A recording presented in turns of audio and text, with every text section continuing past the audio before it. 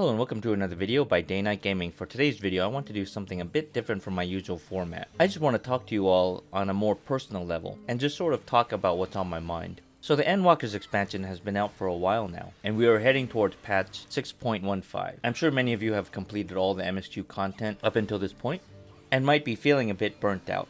I just want to say that I totally get it. To be perfectly honest, many players get that feeling around this time in the patch cycle.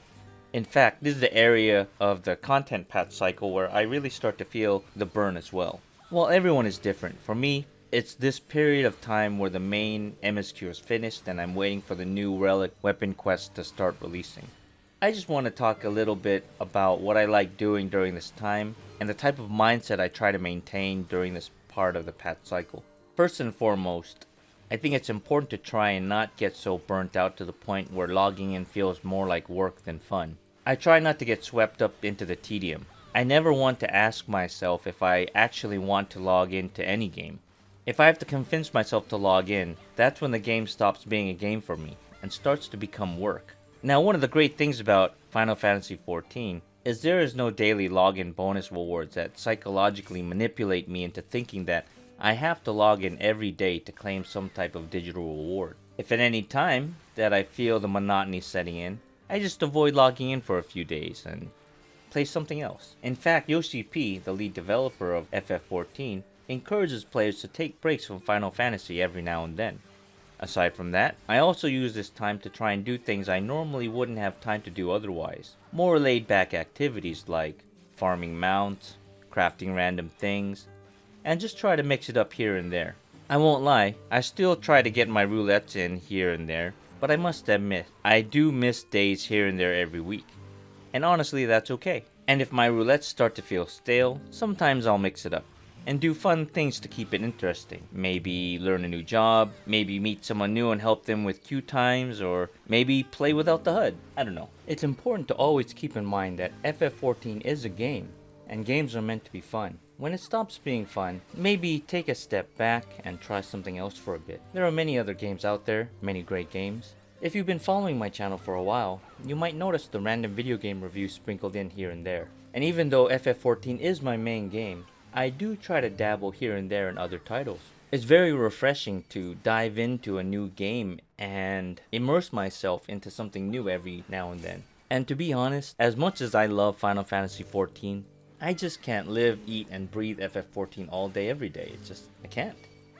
Either way, whether I'm playing a new game or grinding out FF14, I always try to find something to do to break up the repetitive cycle when the game content slows down.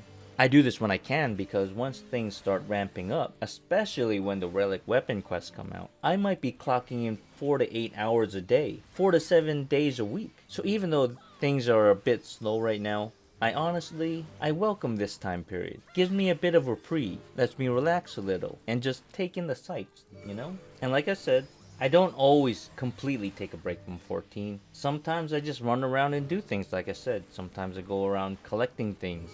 Sometimes I just go visit the zones and look for nice places to take screenshots. Just anything else but continuing to grind every day, day in and day out.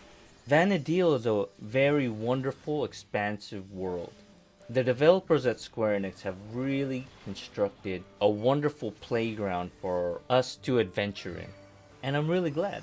But I wasn't always like this. I used to complain a lot. Back when Final Fantasy XIV first released, let's face it, the original version of the game was atrocious. It was terrible. A Realm Reborn came out, and while I enjoyed my time during that era, after I finished the main story quest, content really took a long time to come out. I didn't really like the story too much after the main story quest ended. I had fun with Coils of Bahamut, but it took a long time for that to fully come out. In the beginning, I was very disappointed, but to be honest, at that time, looking back, I realized, the devs were working really hard, and it's actually a miracle considering what they pumped out. And looking back on that time now, I'm actually pretty lucky, I had a great time overall, and I learned to just take it a bit slower in between each expansion and during times of content drip,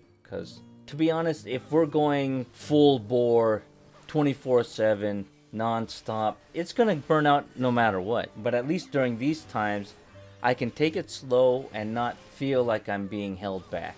It's totally fine. And, you know, PvP has been completely revamped nowadays, so I'm starting to dabble in that a bit. And just keeping it fresh. Keeping it fresh. That's where I try to keep my mindset, which is good. So in case you're looking for activities in the game to do during this time, considering you have already finished the main story quest, here are some things you might want to consider. First off, if you have a job leveled up to a high level, always remember that you can unsync older level content. This option can make older content trivial to complete. And with this in mind, consider farming out some EX trial mounts from previous expansions. A level 90 can easily beat a level 50 EX trial extremely quickly.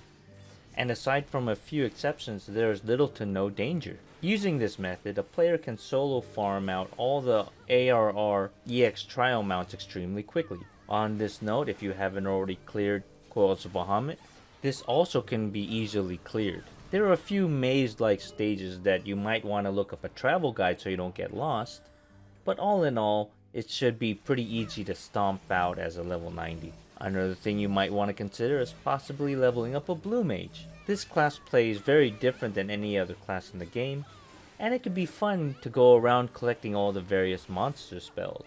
Plus, Blue has various activities that only Blue Mages can access. These are really fun as well. Aside from these, there are many side quests in Final Fantasy XIV that can have very interesting stories in them.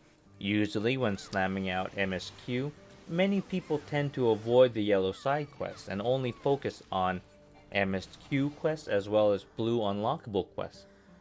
But maybe consider running around and checking out the yellow marked side quests here and there. This low period is a great time to check these out.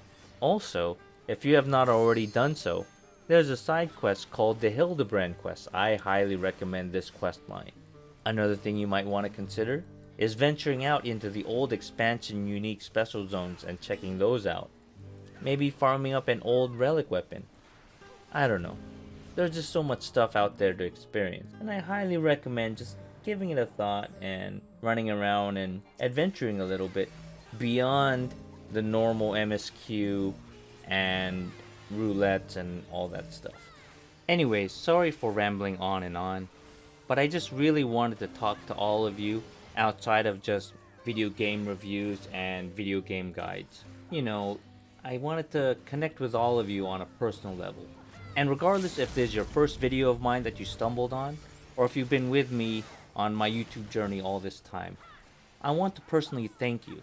Thank all of you. Honestly, I greatly appreciate each and every one of you. Thank you.